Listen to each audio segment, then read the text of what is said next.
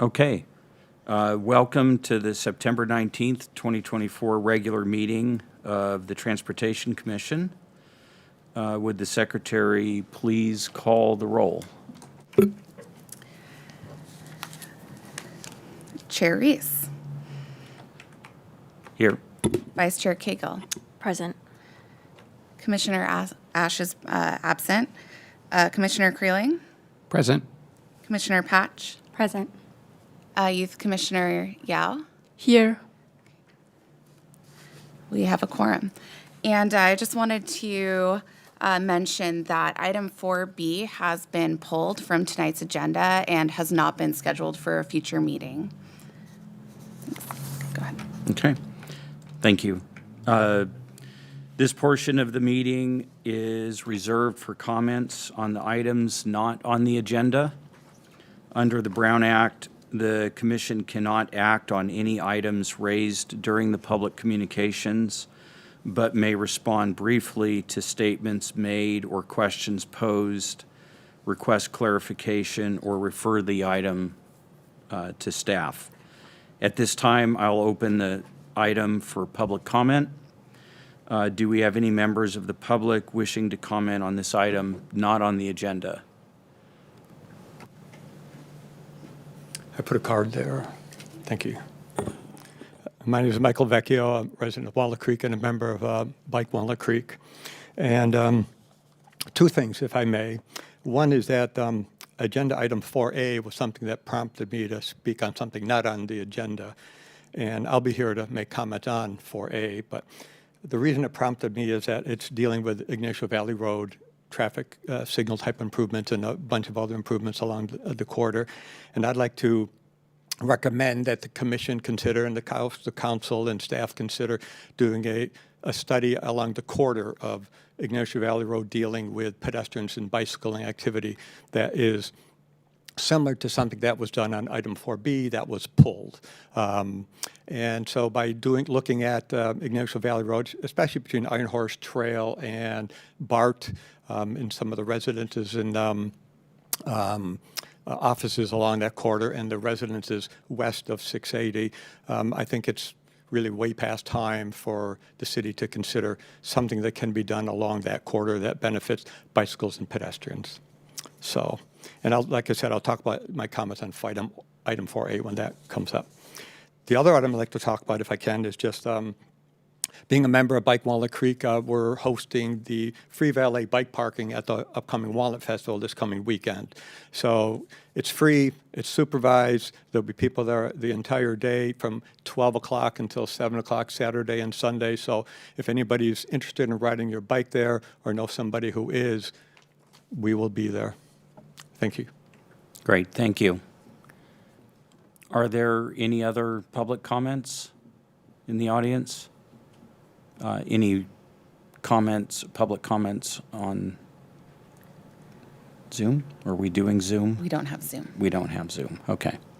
And just for the benefit of anybody who came in a little bit late, item 4B is no longer on the agenda. So if you have any public comments related to that item, now would be the time to make those comments. Could I ask for clarification? I'm not sure what you mean. Oh. Now's the time to say comments on 4B or? No, it's just, sorry. We can talk. You can speak with staff outside about that. Oh, okay. I just wanted to make sure I just wanted to make sure that people who came into the room a bit late had heard the announcement that item 4B was not on the agenda. I got you. Thanks. The next item is the consent calendar. Like to the adoption of the July 18th, 2024 meeting minutes. Motion to approve the minutes from July. Is there a second? I'll second. All in favor? Roll call. Sorry, roll call. Thanks. Okay. Youth Commissioner, Commissioner Patch, Yes. Commissioner Creeling, Aye. Vice Chair Cagle, Aye. Chair Reese? Aye. Motion carries.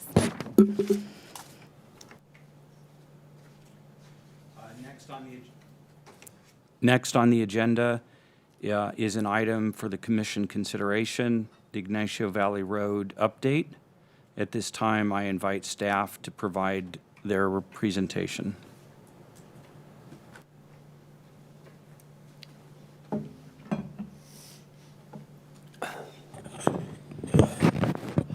Do we have the slides over? Thanks. Good evening, Commissioners. My name is Matt Redmond. I'm an Associate Traffic Engineer here at the City of Walnut Creek. And tonight I'll be presenting on Ignacio Valley Road. And basically we realize we have a lot of different projects on this street. And so we wanted to kind of bring those all to you tonight and weigh in on your considerations. So for those of you who don't know, Ignacio Valley Road is one of our busiest arterials. And so I'll be talking a little bit about the pavement projects, some equipment upgrades through various projects with CCTA that we have, as well as some signal timing operations. And finally, I'll close with some grant pursuits.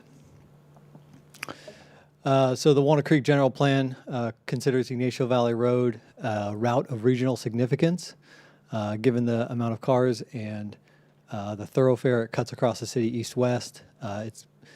It's designated for that. Ignacio and Treat are our busiest corridors. It's 5 miles, starting with basically the BART station in the west and going up the hill after Oak Grove in the east. It's essentially 3 lanes in both directions. Speed limits range from 25 up to 55. And there's 18 traffic signals and carries over 60,000 vehicles a day. Keep that last part in mind when we talk about the signal timing. So the capital improvement projects program, they have various paving projects. Just recently, just this week actually, we did an arterial overlay on Wiggett, and this goes from Lennon Lane all the way up to Ignacio Valley Road. So not exactly on Ignacio, but just quite touching it on the southbound approach. And so that's actually completed as of a night or two ago. It's new striping out there, new pavement. And then in 2025, we're looking ahead. CIP has planned to do some base repairs as well as some restriping on the section of San Carlos all the way up to the city limits. And then in 2026, we have a big project planned for Oak Grove, on Ignacio, from Oak Grove all the way up the hill to the city limit to make some significant repairs to the roadway there. And so these are some big, heavy projects that take place at night usually. And so CIP is leading those, which you've already seen actually last meeting. They came here and presented on a lot of these. So in traffic engineering, CCTA has a smart signal project. This is many different cities within the county, Walnut Creek just being one of them. But they applied for a grant through the MTC's One Bay Area Cycle 3, OBAG 3 grant. And this was to modernize traffic signals and improve efficiencies and safety along different corridors. So overall in Walnut Creek, it's a $1.7 million project, and the city provided $180,000 matching funds. Currently, this is actually in design and construction. I would anticipate to start late next year or into 2026. CCTA also has another project called Innovate 680. This is mainly focused on the Highway 680 in Contra Costa County. And they have multiple projects within this, including shared mobility hubs, part-time transit lane operations on the freeway, and the part that interests Ignacio, which is the coordinated adaptive traffic signal system, where they could essentially deploy more advanced timing operations that could improve multi-jurisdictional commutes. And so that's just one piece of that larger project. And then Walnut Creek was awarded $2.5 million from a federal earmark to improve fiber communication, to add fiber communications to Ignacio. Currently, we run twisted pair copper, which is like a telephone wire, And so this would increase bandwidth, allow for higher bandwidth communications such as video and other data streams. And currently this is in the process of finding a consultant, and then we will start design, and then we'll move into construction around 2026, if not sooner. So to summarize those three projects, essentially we would be upgrading detection and CCTV cameras with the Smart Signals project. We could then, with a CCTA Smart Signals project, we would also run analytics on some of that video to understand pedestrian and bicyclist safety and making sure that we account for those improvements over time. And then with Innovate 680, we could run more advanced signal timing operations such as adaptive.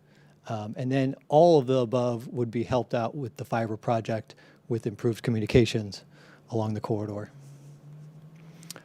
So to jump into the signal timing operation on Ignacio, essentially we run various cycle lengths throughout the day.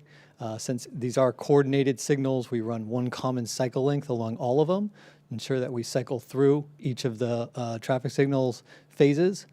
So it varies. You can see a graph here showing over the time of day with 160 in the afternoon, 160 seconds in the afternoon for that peak demand. In the top right, we allocate about 40% of our time for the east-west through movements on Ignacio, given that we have to serve the north-south streets as well as the left turn phases. And then we also, in the midday, kind of like that 9 a.m. to about 2:30, we run a traffic responsive. And so this actually, the chart doesn't actually show this, but the cycle length could vary depending on traffic volumes. So if there's an unexpected event or something like that, we can actually notch up or knock down the cycle length according to current traffic demands. And then in the far bottom right, we have a little bit more colorful picture. Showing a screenshot from a program called Synchro, which helps us coordinate our traffic signals.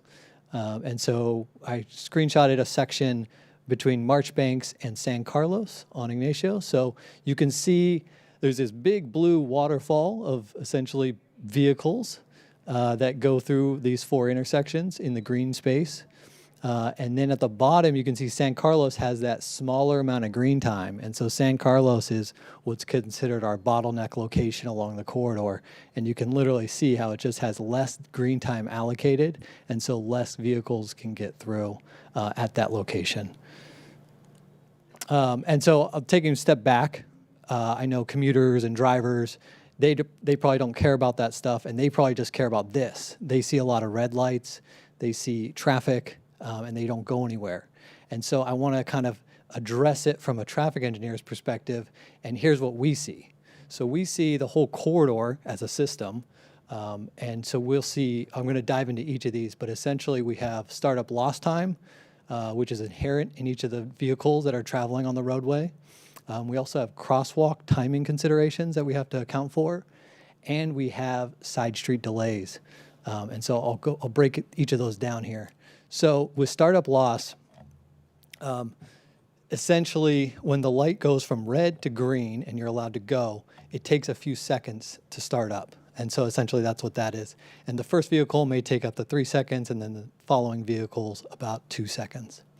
So if you allocate 40 seconds to a green time, you may only get less than 20 vehicles through per lane. And so your time essentially is cut in half, essentially, for moving vehicles when you convert seconds to vehicles. And so there's this to deal with. And then with crosswalks, so as you add more lanes on Ignacio, you would essentially increase crosswalk lengths. And so then when the crosswalk is served, you essentially have to allocate more time. So according to the CAMUTCD, the Manual of Uniform Traffic Control Devices, we allocate 3.5 feet per second from curb to curb. And so that's about 30 seconds that we're giving to that phase. And so you could imagine delaying the traffic on Ignacio, for that pedestrian time. That can also lead to more delays. We also have some startup walk times, so we actually add a little bit more than 30 seconds for pedestrians to cross safely. And then the third thing is the side street delays. So a lot of times people say, can't we just run 5 minutes of green time on Ignacio and move all the cars through? And we also have to just consider those side streets where, it's not the major arterial, but it's maybe like Walnut Boulevard or Oak Grove, where they're coming north-south and they want to go on Ignacio or go through across Ignacio. And the time that they wait, they're expected to wait some, but that first minute they wait does not feel like the third or fourth minute they could be waiting. And so time compounds and it feels different the longer you wait, and it's not linear, is what I'm trying to say, I guess. And so, this may, if you're in a rush, the seconds feels like minutes, or maybe I said that backwards, flip that, reverse it. But essentially, we've got to serve all the different phases and make sure no one's waiting too long. So those are the different kind of constraints we have. So any kind of solution still has those fundamental constraints within it. So a lot of time people bring up AI or new technology, and I think those are great, and we're always considering those applications. But these are the fundamentals of the roadway that we can't really get around. So I want to mention, I showed you earlier a picture of a time-space diagram in Synchro, and that's a model that's in our desktop computers, and then we implement that in the field into the controllers. However, that process may lose something or miss something. And so we used a program earlier this summer called WaySync that allowed us to actually verify that that was the operation correctly running in the field. So this is an iPad app that you can essentially mount on your dashboard and drive the corridor. You can see the camera view, you can see the map, and then you can also see the time-space diagram and verify what you're driving is what you modeled in your program. So this was very helpful for our corridor, and it also has some optimization features to look at other things that you can do to a corridor, especially when ours is oversaturated. So I know it may be difficult to go faster than the speed limit on Ignacio during the day. However, at night, it's very common that people go above the speed limit. And so to address this, we are looking at this feature called Rest on Red, where instead of the intersection having just green lights for everyone, we would actually consider some lights go to green on purpose, even for no vehicles. And we would do that to ensure that some vehicles come to a complete stop and slow down. This is a speeding countermeasure that really, we think could be effective, and I just want to bring it up to the public and make sure that everyone is aware and get some input on that. I'll close here with some grants. So my colleague Brianna and Rashad, they put a great application in for our HSIP, our Local Highway Safety Improvement Program. So this is a very technical application that requires a bunch of calculations to determine what improvements you're going to make, and then calculate a benefit cost ratio to ensure that you actually will make the roadway safer, essentially. So our grant application included upgrading 4 left turn phases so that essentially the pedestrians and the left turners at 4 intersections on Ignacio would not go at the same time. And so we can separate those out over space, over time, essentially. And so improving the safety for those pedestrians. Overall, it's a $2.1 million project, and we just applied 2 weeks ago, I think. The last grant is a affordable housing grant. This, however, does, at 699 Ignacio Valley Road, this, however, does has a transportation component. And so with that, we actually are looking at adding a transit signal priority on Ignacio at about 5 intersections with some of those funds. So mainly a housing grant, but we did make some transportation improvements. And for Ignacio, the only thing is the TSP we would add. So I'll leave it there. Thank you. Thanks very much for the presentation. Commissioners, do you have comments? Let's start with Student Commissioner. Yes, thank you so much for your presentation. I just had a question to clarify. Could you go over the fiber communication technology and how that would impact traffic? The install of it, or just having it there? Just having it there, and what it would mean for us to install it as well. So we actually already have a lot of the conduit in place underground. So we actually just be running new cables that would transmit the communication. Essentially, what it does, it allows us to open up future technologies to have high-speed data transfer. And so, right now we are pretty bandwidth constrained on a lot of our cameras that are out there. They may jitter or skip, and so upgrading that would improve the video streams, but it could also transmit data related to traffic signal congestion along the corridor, and possibly improve operations that way. It's also much more reliable. So oftentimes if one intersection or if the copper communication is cut, then you lose the signals for everything downstream of that, where fiber would actually have some redundancy built in. And so we could possibly route around those kind of situations in that. So it could be more redundant. Thank you. Commissioner Krelling? Thank you.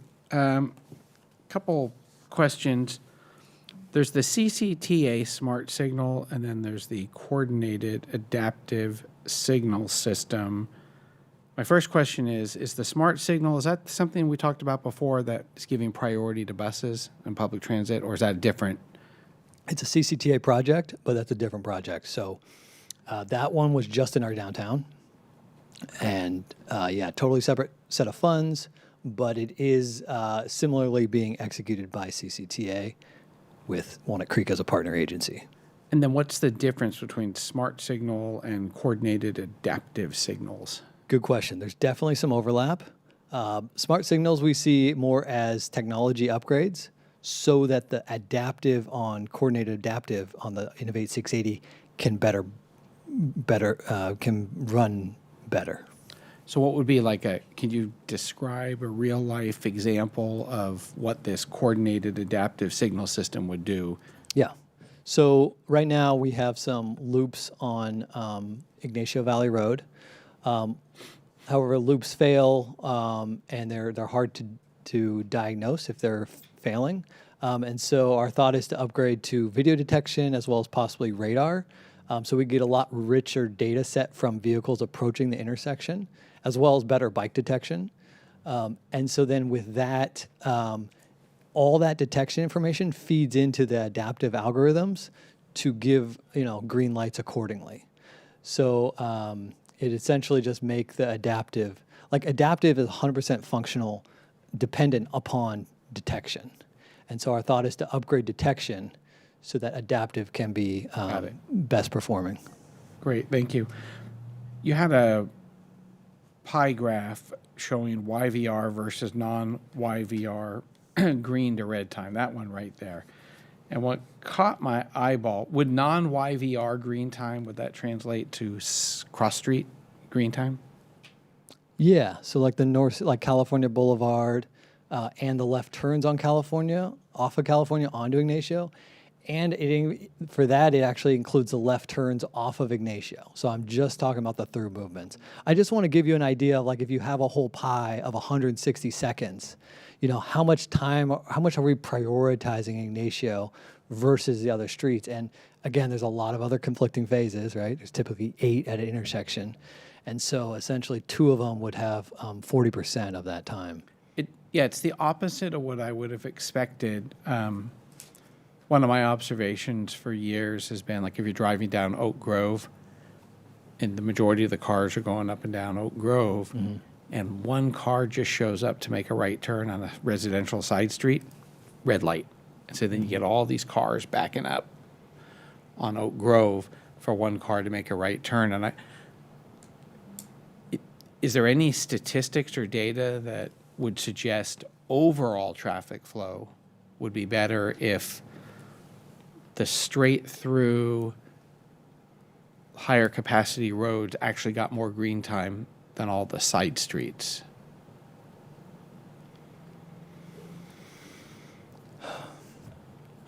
I don't know of any studies, but typically what we do is we collect counts of vehicles, and then we allocate, as much time as we have of the pie for each of those phases based on those volumes. Again, it's, you take a snapshot with counts of vehicles, and then there's this other hidden demand that you never see. And so as you fix things, that's just filled in. And so next year when you take counts again, assuming no recession, you have essentially more vehicles. And so then you reallocate your pies. But essentially, it's an allocation issue. And yeah, you generally try to give as much time as you can to those through streets.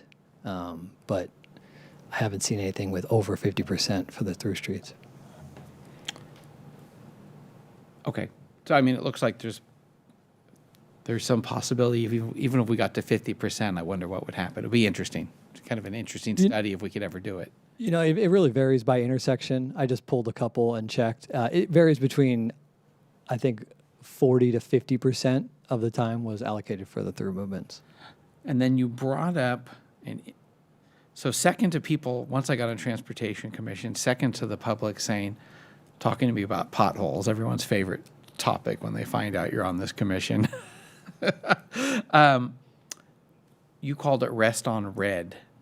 I get a lot of questions about that because people are driving down Oak Grove, as an example. It seems to happen a lot of times at the Canal Trail. I've even had it happen to me. I'm coming back from somewhere at 1 a.m. There's not a car in sight. There's not a pedestrian. And I end up waiting for a good minute at the red light on the Canal Trail. And I always get asked, hey, why is that? Now, is that because we're doing some of this Rest on Red stuff right now, or No. is there something else? We haven't implemented Rest on Red yet. For that, it would seem like sometimes the detector could be falsely placing a call. And so, that's something you can reach out to city staff about and we can investigate. Okay. But right now, we're not implementing purposeful Rest on Red. And the Rest on Red, it would only delay, you'd sit and stop maybe for a few seconds, where you sounds like you're waiting a bit longer. Yeah, it's almost like there was a pedestrian there. And then on the Rest on Red, if we were to implement that, would we be able to do any kind of study? So I totally agree, it's much easier to speed down solid green lights on Ignacio, right? It's almost saying, drive faster. But are there any studies we could avail ourselves of that say, okay, we know people are speeding late at night when there's no traffic with the solid greens, but are we getting more accidents or injuries with our primary purpose thinking about, pedestrian safety, and then probably next to that vehicle accident or collision safety? I'd kind of be interested in some kind of data before subjecting folks to Rest on Red that says, hey, this actually makes a positive difference on safety. Yeah, I think we definitely would supplement it with, our observations data, and we would, use any data source we have, especially our friends in the police department, and understand their observations who are out on the roadway at those kind of times. Yeah, overall, I think the goal is safety, and we've had incidents on Ignacio that I think this would counteract, and so I think it's a good start. It wouldn't be every intersection, just a few key ones, and it would be limited time from, midnight or 1 a.m. till 4:30 or something. So just in those really early morning hours when you don't have too many people driving. Great, thank you. That's all. Commissioner Patch? Okay, couple of questions. You mentioned that the crosswalks are tied to pedestrian walking. Whenever I talk with my friends that are like bikers and such, we comment that, we can get across intersections a lot faster than pedestrians. And so just in general, I know it's not in the plan currently, but is there any discussion about having like a different walk like signal options, like you can indicate I'm a pedestrian versus a biker to cross and shorten that time? Yeah, we don't have any really in this city, but there's basically a button that would be facing the street for cyclists to press, and then essentially they're placing a vehicle call, and so they would only get the green light. And so, yeah, I think that's a great suggestion, especially on some of our bottleneck locations where every second matters, and we could reduce it if a cyclist doesn't need all that time. Mm-hmm. And so, yeah, that's a great suggestion. Thank you. Great. And then I noticed that it wasn't mentioned in this, but I have curiosity around it. I know that there's like a couple of streets, Homestead, for example, where we said no right turn during commute hours onto YVR, but I noticed that people still do it. Is there any enforcement measures being taken? Yeah, that's definitely more of a spot enforcement thing. It's very hard to enforce, but I know PD is aware of that situation, and they, as their staff allows, they try to enforce that. But I know it's a very desirable right turn at the same time, and so yeah, it's one of the long-standing no right turns in the city that we're faced with. Great. That was it for me. Vice Chair Cagle? No questions. I have a few questions. It sounds like you have kind of a two-phased approach for improving the signals on YVR. There's this initial project and then Innovate 680 implementation. Have you done any studies about what kind of efficiency you anticipate getting with the two phases of project as far as throughput on the corridors? We haven't. Do you have any suggestions about how you would study that? We have volumes. We do collect counts occasionally, and so we could see how those counts change over time with different technologies added. Yeah, I think it might be worth considering looking. It's hard to tell because volumes vary, by up to 10% a day, and so it's hard to know for sure. I was wondering more along the side of testing coordination plans or looking into research as to if you gain efficiency because of your current system has loop failures, which then cause inefficiencies, and so do the cameras provide? I know the cameras provide a lot more certainty that the cars are being detected, but is there an efficiency we gain by shifting from loops to cameras in operations and breakdowns and that sort of thing? Might be useful for the community to understand some of the benefits that they're getting with the two phases. Clearly, there's questions about what adaptive is and what coordination is and that sort of thing. Yeah, so I think the metric would be kind of some travel time. Yeah, So potentially some understanding. travel. Yeah, and so we have some historical ones. We do those whenever we do new timing plan updates. But I think maybe just continue along that as we make these upgrades. Yeah. Continue to run those travel time studies to understand, Yeah. how that changes. And kind of along those lines, you mentioned the different operational characteristics that affect coordination. I noticed you didn't talk about incidents that happen, crashes, wide loads, things of that sort. Is that considered in your analysis that you've looked at for these projects? Will any of these projects help with incident response? I think if essentially that's a great point. The anomalies events, yes. Yeah. And these are, big. Usually you'll see a Nixle alert, something go out for these kind of things. And I think the biggest thing is having eyes out there so we don't have to physically leave, but we could still communicate to the traffic signals through, fiber infrastructure that's redundant, and then seeing the CCTV camera feed or the video detection feed to understand what changes we can make accordingly to, move vehicles, move people, or possibly reroute. Would you be able to do that with the first phase, or would you need the Innovate 680 phase before you could implement that kind of? We do that now with what we have. And that works because we have communication, we have some cameras. I think it's a matter of having more cameras so you can see everywhere, because a lot of time there's some blind spots where you're zooming in super far to see something. But so there's some blind spots, so filling in those gaps, and then just having high-speed communications that can be redundant. So in case something, a tree knocks down something and you don't have communications, having another path back to City Hall so we can make changes. Mm-hmm. And then, so video detection, communications, The adaptive, I don't see. I mean, adaptive, you could set up. You could set certain plans, flush plans, and that kind of thing. So, events get out of Concord and they flow down Ignacio at 11 at night. We could have certain plans in adaptive that could account for that to, move vehicles at an unexpected time. And similar with events like this, there's events on. I mean, Innovate 680 is considering, hey, if there's an event on 680, people are going to run to the arterial streets, including Ignacio. So then we have adaptive plans that would account for that, adjust cycle lengths up, move additional volume vehicles through, again, considering the side street delays and all that, given it's an emergency event or something like that. Yeah, okay, thank you. And then sticking with YVR just for a minute, you mentioned 4 intersections that you're improving the left turn phasing. Which 4 intersections are those? Yeah, so Walnut Boulevard, that's where the school is, the middle school. So a lot of pedestrians there. And then further down the corridor, Wimbledon. And I'm sorry, and what are you going to do there?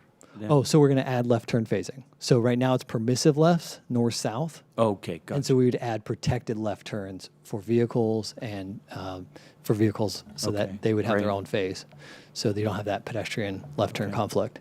So it's Walnut Boulevard and then Wimbledon, next signal, Wiggett, next signal, Viamonte. Okay, great. So And then on the rest on red, since it's a new item, and I can imagine people wanting to understand more about it, it would be, well, I have to ask a question.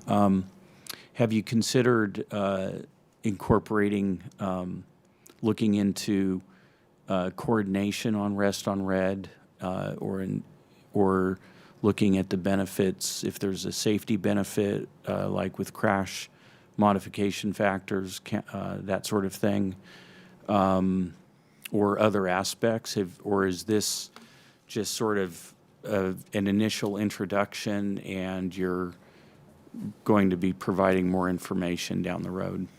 yeah, definitely that latter half. I haven't looked at coordination with Rest on Red, but I consider that and look into that. Really, if we turn this on, we would get a bunch of emails and calls, I think, the next day. And so this is part of that first effort of outreach, Right. getting this information out to the public about why stuff is, occurring like it is. And so, and to, get feedback, that kind of thing, to make sure that we're progressing in the right direction on this. Yeah, well, I'm glad you're continuing to look at different options for improving safety. That's all I had for questions. So at this time, I'd like to open up the item to public comment. Do we have any members that want to speak? I think I had the card I filled out for public comment and for this item, so I'm all set. Okay. Again, Michael Vecchio, resident of Walnut Creek and member of Bike Walnut Creek. Thanks for the report, Matt. I know I've talked to you about other issues, and maybe I can talk to you afterwards about those other ones, but I like all the things here. I used to work for the city of Walnut Creek. 24 years ago, I remember that was a big thing, trying to get fiber optic, and it's taken quite a while to get there because it can be pretty expensive, especially back then. So I'm happy about all these things on here. One thing about Rest on Red, when I did work for Oakland, we did Rest on Red there in Oakland at a couple of isolated intersections which worked really well. But I can imagine on YVR, Oak Grove, or other streets, it could be a little bit of an issue. But if you have advanced detection, whether it's loops or video or something like that, that can slow people. They'll see the red, they'll slow down, and they'll maybe be a little upset, but they slow down, they get to the signal, and they got a green, that type of thing. So I applaud your looking into it and seeing how effective that can be and keeping people moving, but hopefully controlling some of the speed too. That's all I got to say. Thank you. Great, thank you.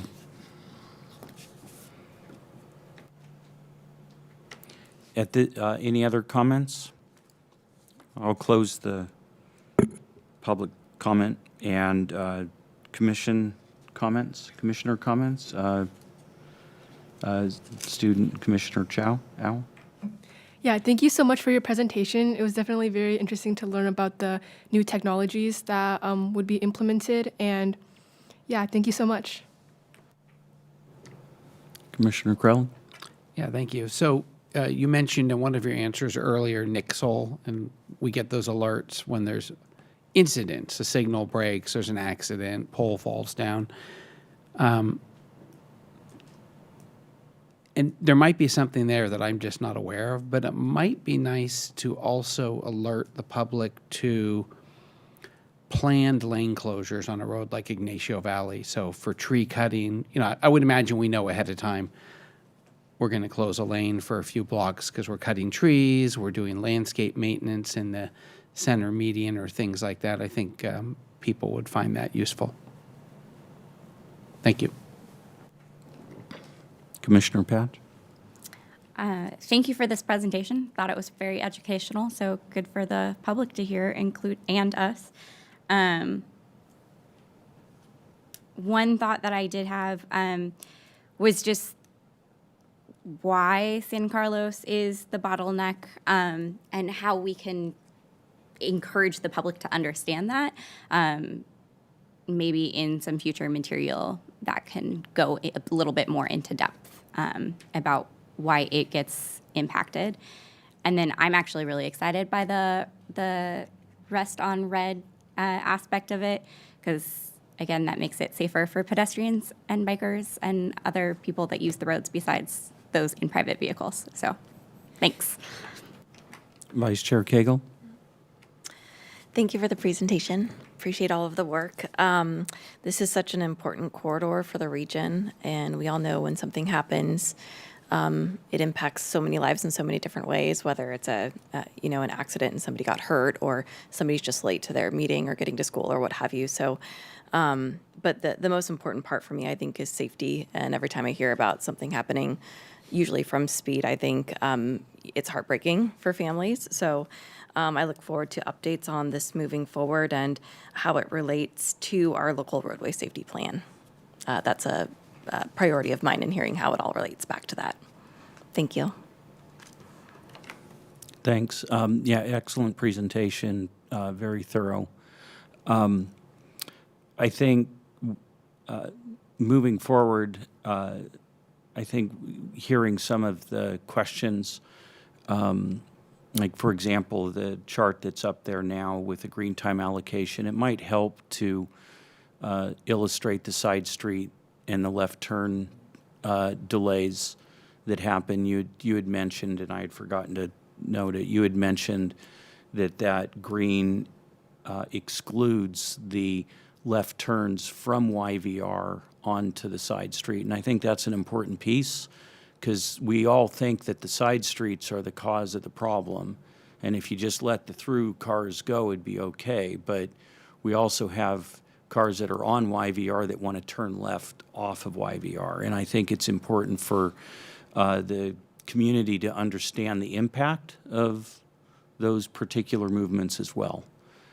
So I would, going forward, I might share more of that information. I think that something that occurred to me is that we're doing all of these improvements on signal timings, but like Commissioner Kralig said, we also don't always know when something's happening in the corridor. And it occurred to me that if there's room to do changeable message signs with your signal upgrades, especially with Innovate 680, so that if there is an incident, say there's something going on YVR east of Oak Grove, and I could hear about it or see it or have a message at California, I might, take off and go up California and go over to Treat, for example, or go into downtown and have dinner. So I would look into if that can be incorporated. I know Innovate 680 is still in the planning. It's not in the design and implementation stage, but I think that would be an important aspect to include. I also think that innovations that Walnut Creek is doing, and I started to make a comment when I should have only asked questions, so I'm sorry for that. I think the fact that Walnut Creek traffic engineering or transportation engineering is looking at innovations and ways to move forward. You mentioned Rest in Red. I think those are excellent, and I think I commend you and all of you for continuing to look at ways to move transportation forward, to not only look at moving cars, but looking at the safety, looking at how to address pedestrian and bicycle safety, the protected left turn phasing that you're doing on Walnut that you just described, and the other intersections is critical to our safety. Just those improvements are going to do wonders for the people that are walking in those corridors and have a small effect on overall traffic operations, but a small effect compared to the safety benefit that comes out of those. So I commend the city for moving forward and doing that rather than just focusing on moving cars through the corridor. And yeah, that's about it. It was a great presentation, and I really appreciate that it had the detail in it. It was good to hear all that. So thank you. Thank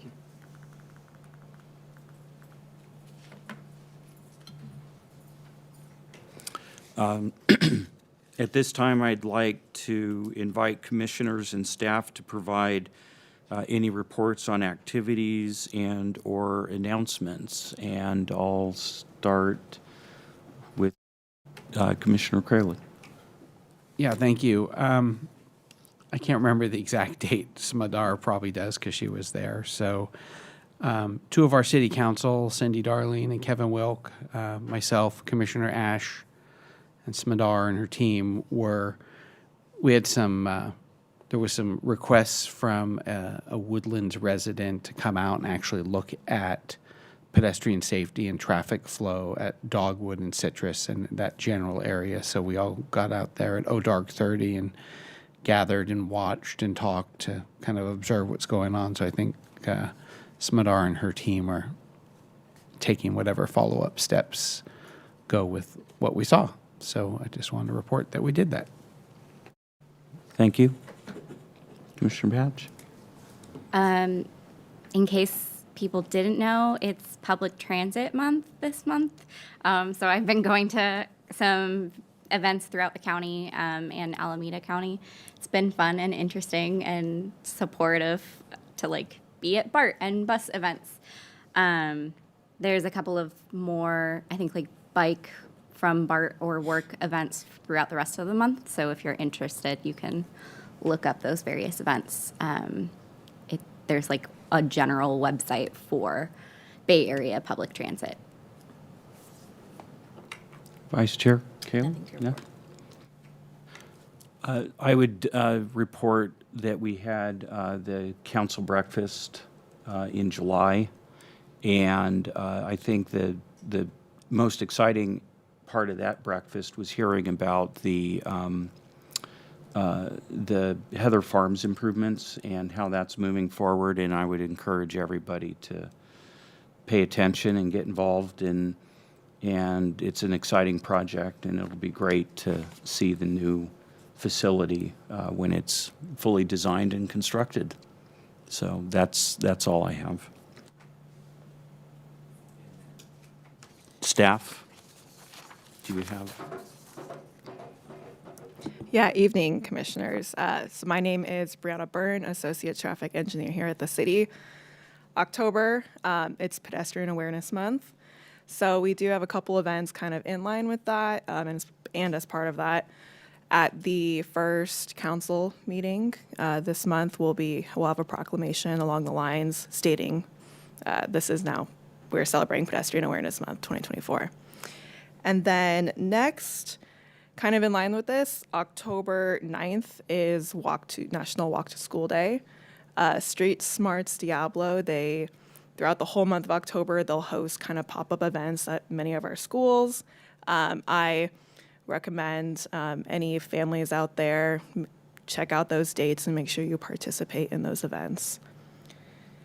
And then, as Commissioner Krelling had mentioned, we met with some residents over in the Woodlands neighborhood, and that was kind of in conjunction with, but also as a follow-up of a workshop we had done with that neighborhood in July. Our next step is the actual pop-up demonstration, where we're going to take over a couple locations in that neighborhood for a couple hours and demonstrate some traffic calming options for the community. Because we need good weather for that event, the date has not been set, has not been determined yet, but we're eyeing early October. And if there's any residents who want to be informed when the date's been picked, you can email duty, D-U-T-Y, traffic at walnut-creek.org, and we can get you in the email list. And then the last one, kind of for our outreach in October, we're doing trunk or treat again. The traffic engineering team will decorate our car Mario themed, and we'll give out candy. So come chat with us, ask any questions. We'll be there. Great, thank you. With that, I hereby adjourn the September 19th, 2024 regular meeting of the Transportation Commission. Our next regular meeting is November 21st, 2024.